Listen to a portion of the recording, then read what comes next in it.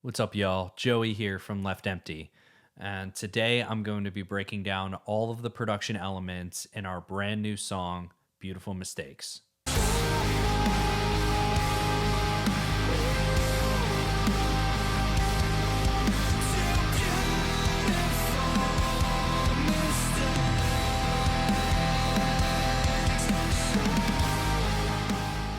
So, before we dive in here, I just want to preface that what you're about to hear is not the final mix of the song. The final mix was done by Grant McFarland and Carson Slovak of Atrium Audio. They've mixed all of our other songs as well, and they do an amazing job with this stuff. But what you're about to hear is all of the production elements that I did here at my home studio during the writing and pre production stage of this song that was then given to Atrium to be mixed into the song. Just so you have some context, I have the final drums, like drum kit stuff, bass guitar, and rhythm guitar from the final recording in this session here, so you could kind of hear almost how the final product came out. Now that that's out of the way, let's dive in. The first thing that you will hear when you start this song is this drum loop and these lead guitars. This drum loop is comprised of a impact kick drum hitting on the downbeat, and then 3 separate glitchy drum beats that I found on Splice. And all 4 of these tracks are being summed to this bus here, with some additional processing across all of them. So I'm going to play each element and on its own and then add them in so you could hear the final product.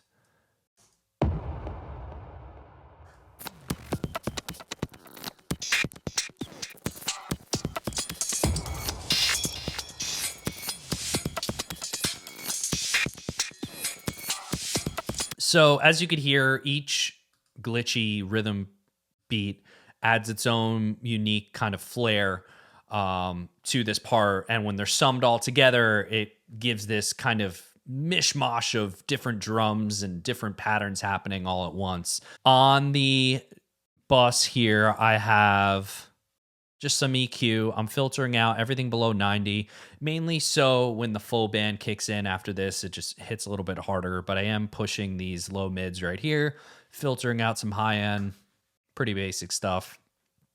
Decapitator, driving the hell out of it, drives on 10, and the mix is almost all the way up.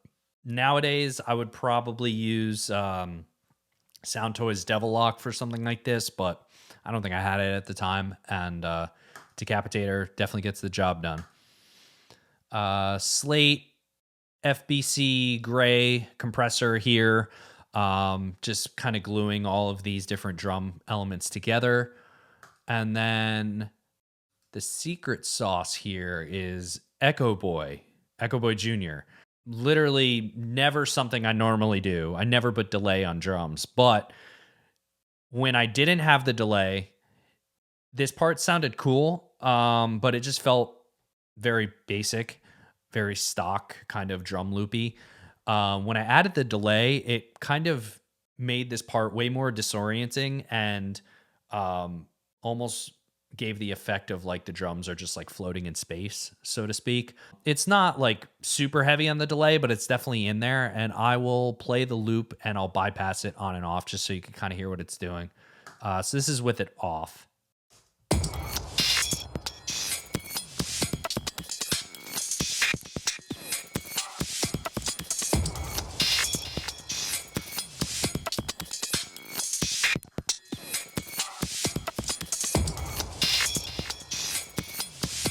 So yeah, it definitely gives this part a little bit more character. Also, this like saturation knob mixed in with the delay just gives a little more texture to this whole part. And I felt was like the last little thing this loop needed to kind of take it over the edge for me and make it something that I was happy with. So yeah, so you got the drum loop going, and then these lead guitars. So in this song, there are 2 main lead guitar elements. Lead guitar 1, which is what you hear in the intro, And then lead guitar 2, which comes in on the verses, verses and the bridge here. They're all the same tone, but they're just different parts layered on top of each other. So the tone that I'm using is Neural DSP's Archetype Gojira plugin. This plugin is great. It's very versatile. You could do a lot of different sounds with it. Main tone is octave pedal before the amp using octave 1, phaser before the amp just on more or less noon or 1 o'clock settings, barely any EQ.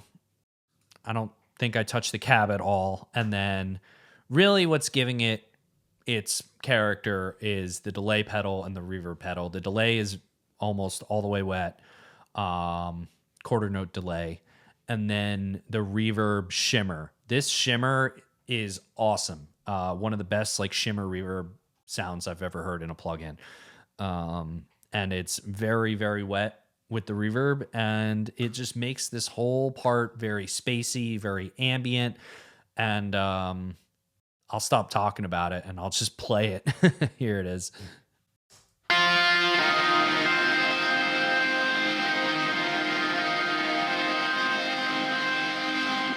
So it's essentially that melody looping over and over and over again, doubled on the left and right side. And then at the verse, I'm going to introduce the second lead guitar. Again, these are using the same Neural DSP tone, and I have them doubled left and right. And when stacked against the first lead guitar, it kind of goes in and out with harmonies and with unisons and just kind of creates this like really interesting counter melody. So here, I'll just play the new guitar first, and then I'll bring in the first one.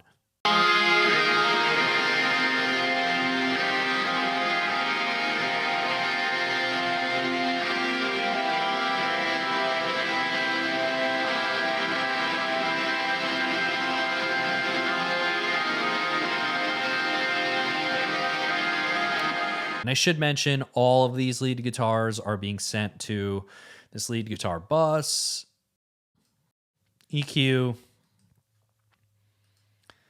compression. This compression only really starts doing anything when all 4 of those lead guitar tracks are going. When it's just like the one or the other, it's not really doing much. It's just meant to kind of, control the volume of all of these guitars happening simultaneously. And just some soothe, just attacking the upper mids a little bit. It gets a little harsh up there with high gain guitars and lots of reverb. While we're on the verse, we've also got this synth pad here. All of these synths were created in Anna 2. It's the synth plugin that comes with the Slate bundle. Really, really awesome synth plugin. You can make a lot of really different sounding stuff with it.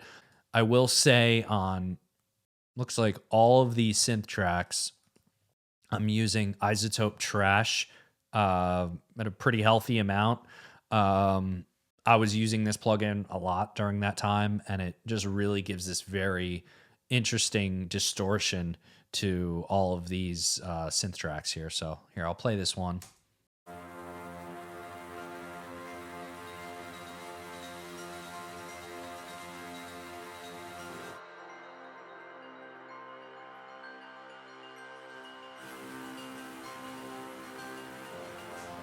So not only does it add a lot of gain, but it just kind of fills out a lot more of the frequency spectrum, kind of makes it very bloated sounding, which is what I was going for. There's also this pluck synth.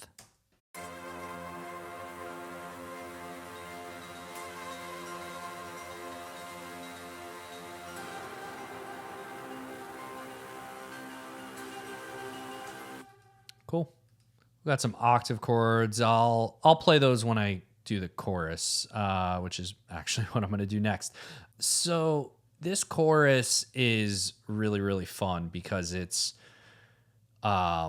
so dense. There's so much happening. The way I like to describe this chorus is it's really tall, meaning the frequency spectrum top to bottom is being occupied. Quite literally. There's an 808 all the way on the bottom, and then there's this super high pitched synth happening all the way on top, and then everything in between. Rhythm guitars, bass guitar, vocals. Kudos to Atrium for mixing this song, especially this part, and getting it to sound awesome because there's just so much happening. So I'm just going to start at the bottom and work all the way to the top. 808 might be a little bit hard to hear on phone speakers, but this is just droning the root note of the chorus.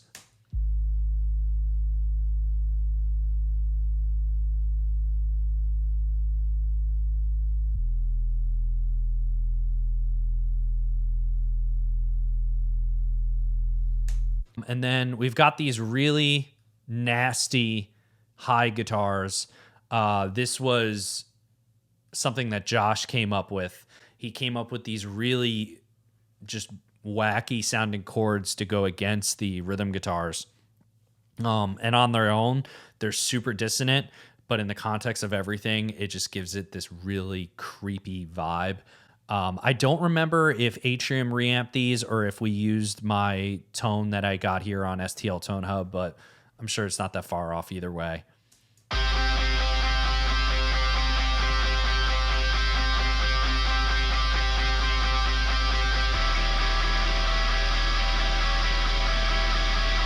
Yeah, so that second chord, super gross, but in the context of everything, it is really, really sweet. We've got these octave chords. Again, using Neural DSP's Gojira, and then we've got these tremolo guitars. So here are all the guitars and that 808 together.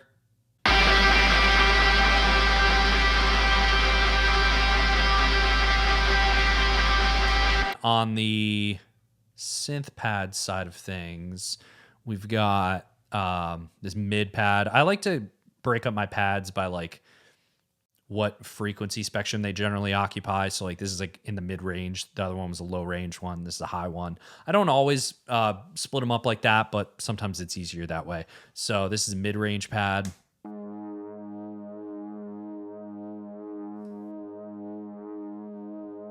Again, we're using Isotope Trash to really kind of give it its character. And then this high range pad.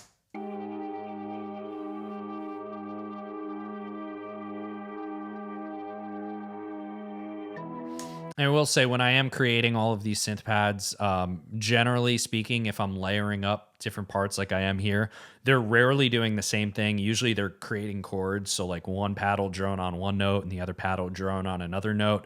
And then when you stack them together, you get a chord.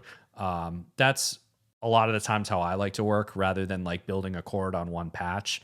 You build a chord across multiple synth patches, and it ends up kind of creating this really interesting texture with the synths. And then this high pedal. So like going back to what I was saying about this chorus being really tall, this is the highest element in the chorus. Just like the 808, it's not really meant to be heard, but more meant to be felt. In this case, though, it's meant to be felt on top. I like doing this a lot in my choruses because it gives it that airy lift when the chorus hits. On its own, it sounds ridiculous, but I'll play it anyway.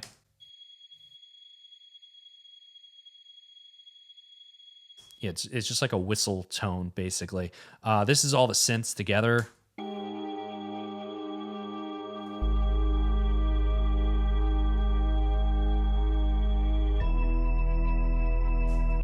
This is all in, drums and bass and rhythm guitars included.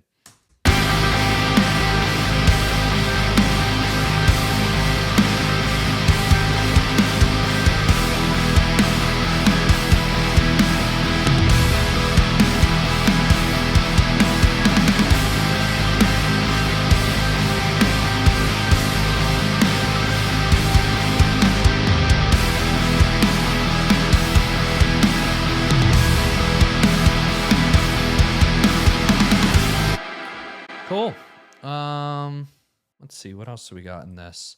As far as new elements go, I think that is... Oh, you know what? I won't go too far into detail with this because this is something that is not very unique to the genre of music we play, but there's a lot of risers and swells. There's a crash sample here, a wash, or some people call these like downers. And then a couple impacts, just accenting like the downbeats of the beginnings of sections. Like this one hits on the when the band kicks in, this one kicks when the verse kicks in. I'll just play a couple of them just so you could kind of hear what they're doing. But these things are really there to reinforce transitions, essentially.